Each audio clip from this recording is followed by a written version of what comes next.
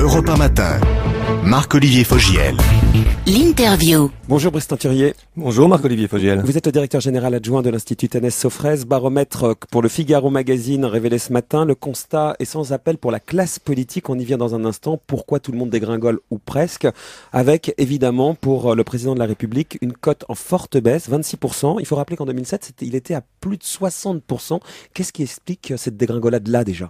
Oui, la baisse est très forte, elle est continue, c'est un nouveau palier. Ce qu'il explique, c'est, je crois, le climat de ces derniers jours. Il y a un désenchantement sur tous les enjeux économiques et sociaux, de la déception, de l'inquiétude, de la défiance, mais il y a eu en plus les affaires. Joyandet, Blanc, Veur, Pétancourt, Ramayad, etc. Et là, on est passé du désenchantement et de la déception à des éléments beaucoup plus forts, presque d'écœurement. Est-ce que vous diriez que c'est de la défiance à l'égard du président de la République? Oui, mais c'est même plus que de la défiance. C'est-à-dire, ce qui est très impressionnant, c'est que non seulement le président baisse à un niveau qu'il n'avait jamais atteint, mais c'est, vous l'avez signalé, l'ensemble des personnalités politiques de droite et de gauche qui baissent systématiquement, à l'exception de Marine Le Pen.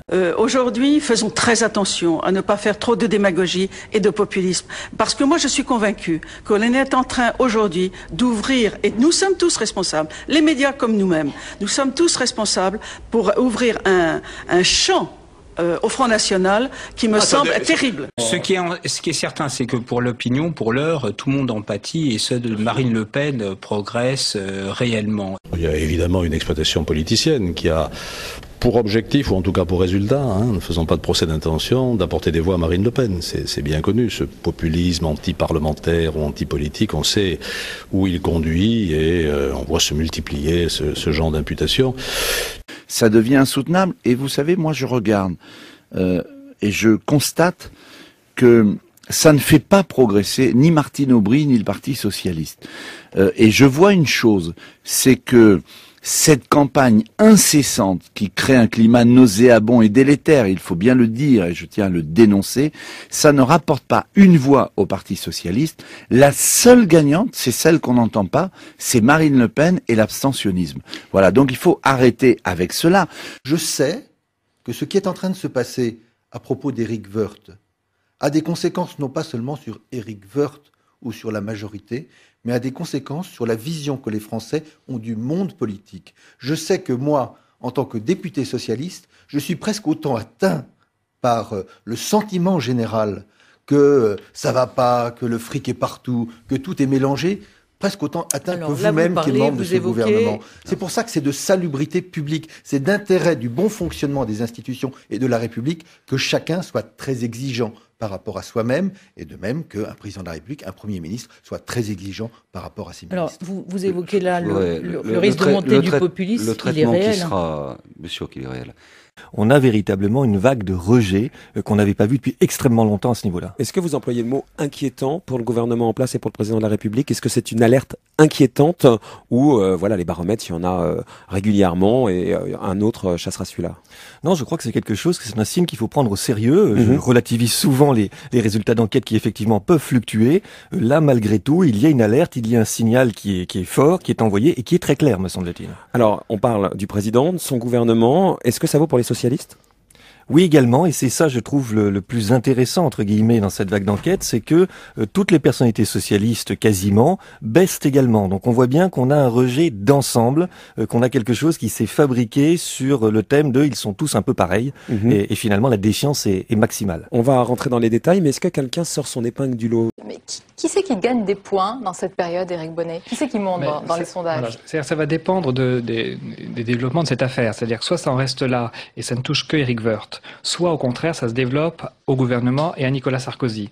À ce moment-là, ça peut décevoir, ça peut même dégoûter une partie des sympathisants UMP qui peuvent être tentés soit par l'abstention, soit par le Front National. Et donc mécaniquement, ça jouerait à l'encontre de l'intérêt de la droite modérée et ça profiterait à la gauche. Si cette affaire prend encore plus d'ampleur et redéveloppe le tous pourri, à ce moment-là, le Parti socialiste pourrait également être condamné, mis dans le paquet des politiciens. À ce moment-là, ça nuirait également à la gauche, et ça profiterait essentiellement au Front National. Les deux qui montent, il n'y en a vraiment pas beaucoup, ce sont Marine Le Pen, 18% de cote d'avenir, ce qui la situe à un niveau supérieur à beaucoup de personnalités gouvernementales, et c'est un plus 3.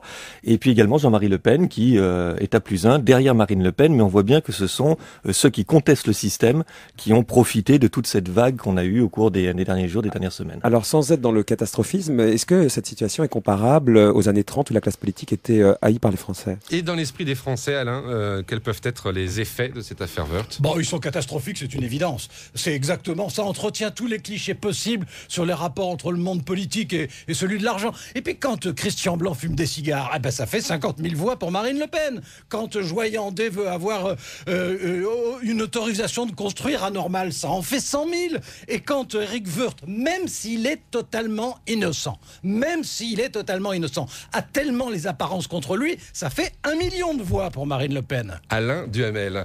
Le Front National, il y a deux catégories d'électeurs. Il y a ceux qui votent Front National parce qu'ils sont d'accord avec les idées du FN, ils rêvent de voir le FN arriver au pouvoir. Puis il y a beaucoup d'électeurs qui votent Front National, non pas parce qu'ils sont d'accord avec le FN, mais parce qu'ils souhaitent envoyer un signe de colère à l'ensemble du système politique. Et pour cela, ils votent pour un parti hors système politique, c'est-à-dire le FN. Ces électeurs-là se développeraient. On a posé cette question avec notre partenaire, le Figaro.fr, sur ces affaires, sur ces scandales au sommet de l'État. Vous allez voir la question s'afficher dans un instant. Voilà, la voici, scandale au sommet de l'État, le climat politique profite-t-il aux extrêmes ? C'est une perception, c'est oui à 72% pour les votants, non à 22%. Vous parliez de Marine Le Pen et de son père, Jean-Marie Le Pen. Est-ce que Nicolas Sarkozy ne se dit plus suffisamment la droite de la droite quand vous voyez aujourd'hui sa cote baisser ? C'est là qu'il perd beaucoup ? Oui, vous avez tout à fait raison, c'est le fait important. S'agissant de Nicolas Sarkozy, auprès des sympathisants UMP, les choses sont stables, il reste à un niveau élevé, 80% de confiance. En revanche, la baisse est très forte chez les sympathisants du FN, et les sympathisants du FN sont aujourd'hui 18% seulement à faire confiance à Nicolas Sarkozy. Ils étaient plus de 60% au début. Ah oui, carrément. Vous espérez qu'il y ait un 21 avril à l'envers, c'est-à-dire... avec le PS, en tout cas, visiblement, ça fait peur à la droite. J'ai beaucoup plus d'espérance que ça. J'espère que non seulement il y aura un 21 avril à l'envers, mais qu'il y aura un 6 mai à l'envers aussi.